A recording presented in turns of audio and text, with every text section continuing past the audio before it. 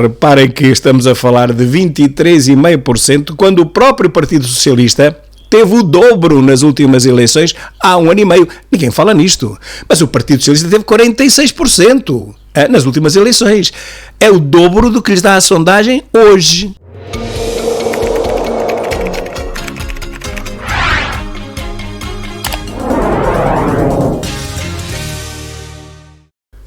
Meus caros, finalmente, depois de muitas ameaças, saiu uma sondagem. A sondagem da Intercampus para o Correio da Manhã. E, a propósito, reitero que nunca consegui ver a outra sondagem de que se falava da Universidade Católica, que foi tão propalada durante a semana. Eu nunca consegui ver em lado nenhum, mas esta sim, acaba de sair.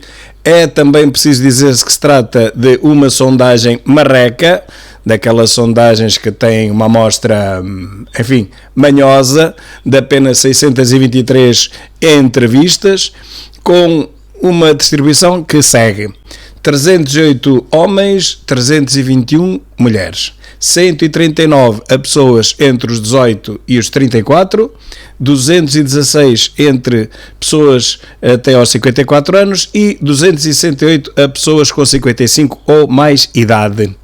236 no Norte, 142 no Centro, 170 em Lisboa, 47 no Alentejo e no Algarve 88. A seleção foi através de números de telefone e tal, fixo e móvel, aquelas coisas, a recolha de informação, portanto, a entrevista telefónica, em total privacidade, dizem ele, através do sistema CATI. Os trabalhos de campo decorreram entre 3 e 6 de julho de 2023. Margem de erro, um erro máximo da amostragem para o intervalo de confiança de 95% é de cerca de mais ou menos 3,9% e a taxa de resposta 62,5% apenas. Isto é muito importante porque esta ficha técnica é que determina o rigor, ou a falta dele, destas mini-sondagens. Apenas 623 entrevistados. Mas calma que a taxa de resposta foi de apenas 62,5%, quer dizer que apenas responderam cerca de 389 pessoas.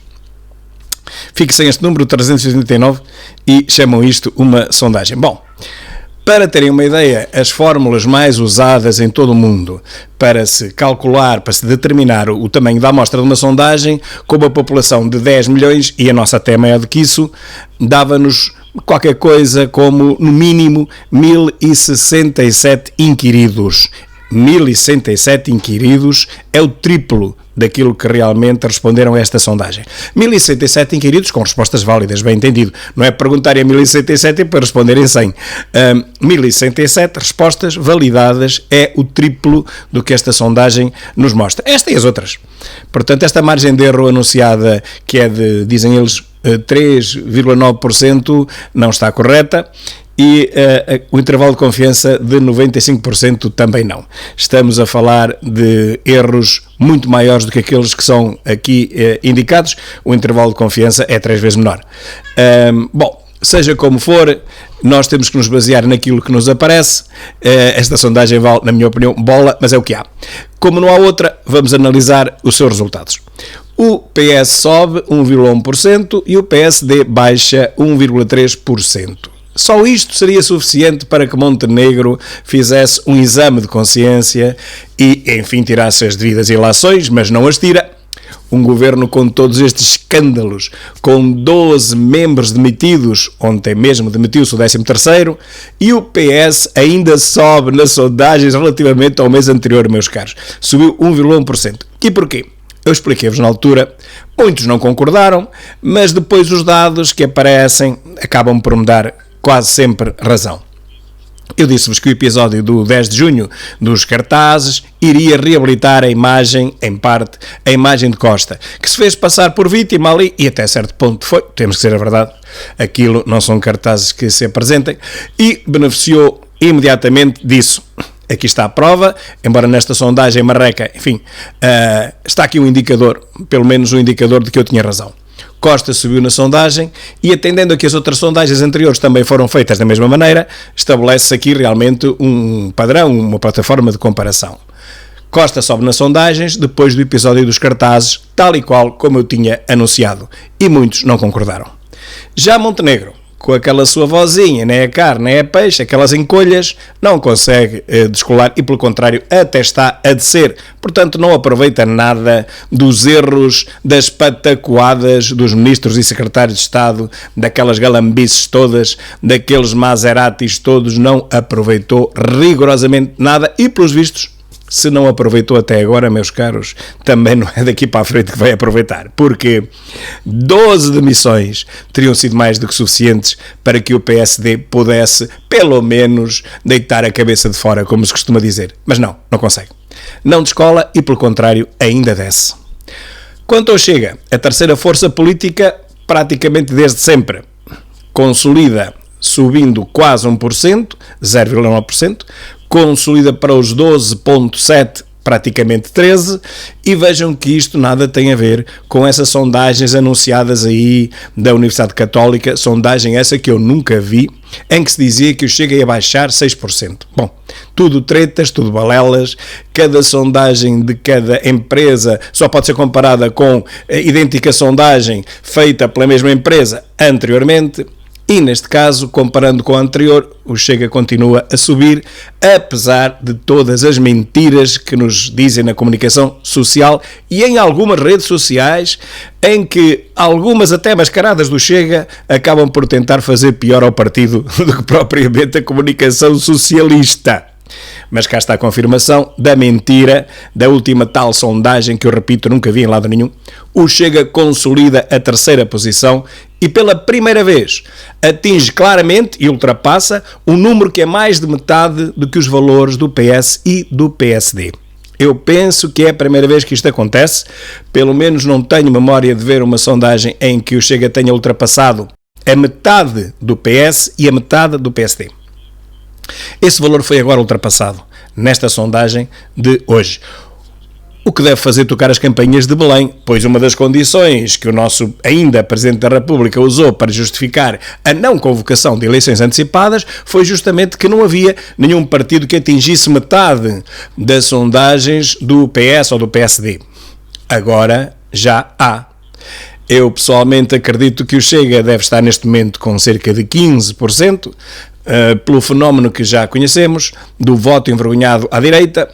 Há pessoas que são questionadas e que se recusam a dizer a verdade, que votam na direita, que votam no Chega. Já antigamente aconteceu mesmo com o CDS. Têm medo histórico, porque vivemos num país socialista desde sempre, um país escardoido, e as pessoas, algumas, têm receio de dizer que são da direita. Portanto, a direita tem sempre um resultado superior ao que as sondagens lhe dão, ao contrário da esquerda, que acaba sempre por ter um resultado inferior ao que as sondagens lhe dão. Exceção feita para as últimas eleições legislativas, em que o PS, sem saber ler nem escrever, conseguiu uma maioria absoluta de distraídos.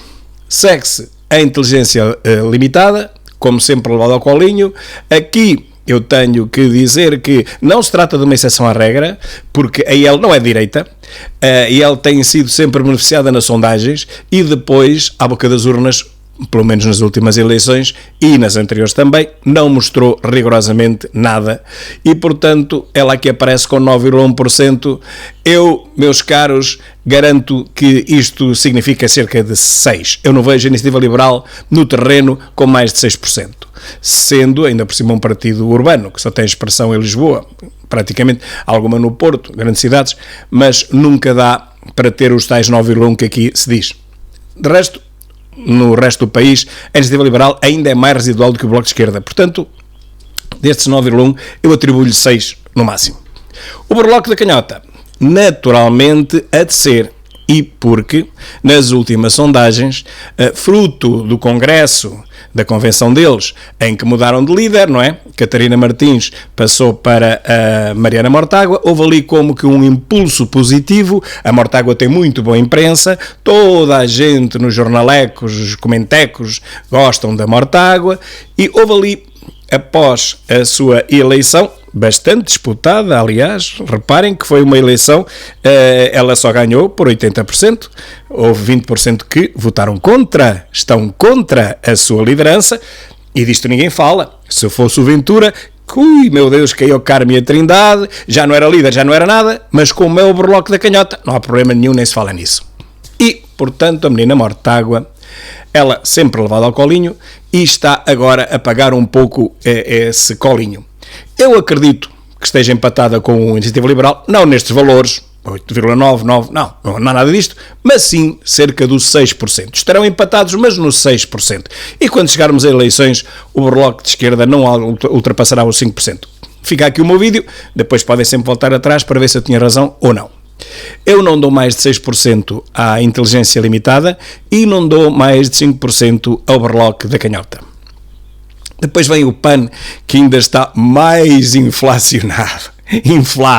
Este valor está tão inflacionado como a sua líder, que é vegan, mas que não para de inflacionar, deve ser as alterações climáticas, com 4,5%. Imaginem que loucura, o PAN nunca ultrapassará os 2% em nenhuma eleição.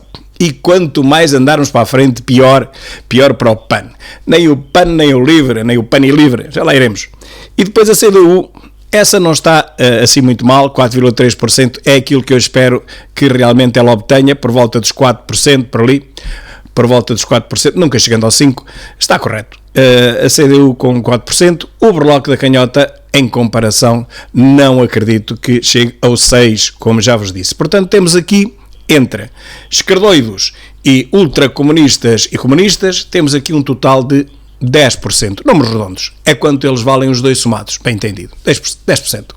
Depois temos o LIVRE, com 2,3%, também muito inflacionado, embora estes valores sejam tão baixos, mas mesmo assim não acredito também que o LIVRE, tal como o PAN, atinjam sequer os 2%. Portanto, temos aqui mais um PAN e LIVRE que vale 4, 2 mais 2, 4. Números redondos, com 10 dos ultracomunistas e comunistas dá 14. E por aqui nos ficamos. Portanto, a geringonça da extrema-esquerda e dos animalescos dá, no máximo, 14. Bom, se quisermos ser um pouco magnânimos e condescendentes com as décimas, poderá chegar aos 15, que é um número redondo. Então aceitemos que o máximo que a extrema-esquerda comunista e animalesca tenha atingido, por exemplo, 15%. Mas daí não passa. Ora, tinham que se somar totalmente ao PS, que neste momento teria 23,5%, segundo esta sondagem, mas vamos lhe dar mais 1,5% de margem de erro, 25% para os socialistas. Agora façam contas comigo. 25% com mais os 15% das muletas da extrema-esquerda e dos animais, dá 40%. Nunca na vida a extrema-esquerda poderá continuar a ser muleta do Partido Socialista. Esse tempo já lá vai. O Partido Socialista nunca mais governará, nem sozinho, nem acompanhado, pois a companhia cada vez é mais fraca. E ele próprio também é mais fraco. Reparem que estamos a falar de 23,5%, quando o próprio Partido Socialista teve o dobro nas últimas eleições há 1 ano e meio. Ninguém fala nisto. Mas o Partido Socialista teve 46%. Nas últimas eleições. É o dobro do que lhes dá a sondagem hoje. Eu não vejo ninguém dizer que o Partido Socialista perdeu metade da sua base eleitoral de apoio. Não ouço nenhum comenteco dizer isto. Pronto, mas digo eu, o Partido Socialista é metade do que era há 1 ano e meio. Exatamente metade. Em cada 2 socialistas que votaram ano passado em janeiro, este ano só votaria 1. Ou seja, o Partido Socialista vale metade do que valia. É um Partido Socialistazinho, ou Zeco, como queiram. O drama é que o PSD não aproveitou isto. E por fim aparece o CDS, que cada vez cai mais. O CDS é um partido que desapareceu, está morto e enterrado, e de cada vez que o Nuno Melo abre a boca dizendo que o PSD tem que decidir entre o Chega, que vale 15%, e o CDS, que vale 1%, só dá para rir isto, só dá vontade de rir. E realmente cada vez que ele abre a boca o CDS consegue baixar ainda mais, como foi o caso agora desta sondagem. Vejam que ele aparece com 1,1%, mas conseguiu perder 1%, ou seja, conseguiu perder metade relativamente à última sondagem. É inacreditável, não é? Bom, esta sondagem é também útil porque aqui na parte de cima analisa ou tenta contabilizar a imagem dos líderes políticos e partidários. Neste caso, dá para perceber quem é claramente levado ao colinho e quem é que é ostracizado. Ora, vejam bem que a Catarina Martins e a Mortágua são as que têm mais cotação em termos de imagem, 2,9, a extrema-esquerda. Depois, o Rui Rocha, que mesmo assim está a ser sempre levado ao colinho, não é por ser ele, é por ser a inteligência limitada. Depois, António Costa, que está a subir, vejam bem, António Costa está a subir ao contrário de Luís Montenegro, que está a descer, praticamente empatados, 2,6, 2,8. Depois, a presidente inflacionada do PAN, com 2,8, que fica na mesma, toda a gente gosta muito dela, mas ninguém vota nela, claro. O Paulo Raimundo continua a descer, com 2,4. O Rui Tavares, apesar de descer, ainda tem 2,8. É dos políticos mais bem vistos por aquela escumalha a quem fazem estas perguntas e de certeza que não conhecem de lado nenhum. O Nuno Melo sempre a descer e o André Ventura sempre estabilizado no fundo da tabela, firme e hirto. Ou seja, o terceiro partido, o que mais sobe, o que mais consolida, aquilo que mais mostra que é alternativa, tem sempre o seu líder como o menos cotado. Relativamente ao menor e ao pior ministro, o melhor é o Costa e Silva, que é um poeta, fala e ninguém entende o que ele diz, acho que nem ele, mas coitado, é um bonacheirão, é boa pessoa e nitidamente não está ali para tratar da sua vida. O pior é, claro, João Galamba, que toda a gente reconhece como sendo o exemplo do pior político da galáxia. Não há em toda a Via Láctea pior político que se possa comparar em termos de defeitos políticos e se calhar pessoais a esta coisa. E pronto, aqui temos o panorama de julho, de início de julho. Há, na minha opinião, mais de condições para que o Presidente da República dissolva a Assembleia e convoque eleições antecipadas, não só por causa de mais esta bronca, a 13ª demissão de um governo de maioria absoluta no prazo de 1 ano e pouco, e não só por isso, mas porque realmente isto não tem ponta para onde se lhe pegue, meus caros.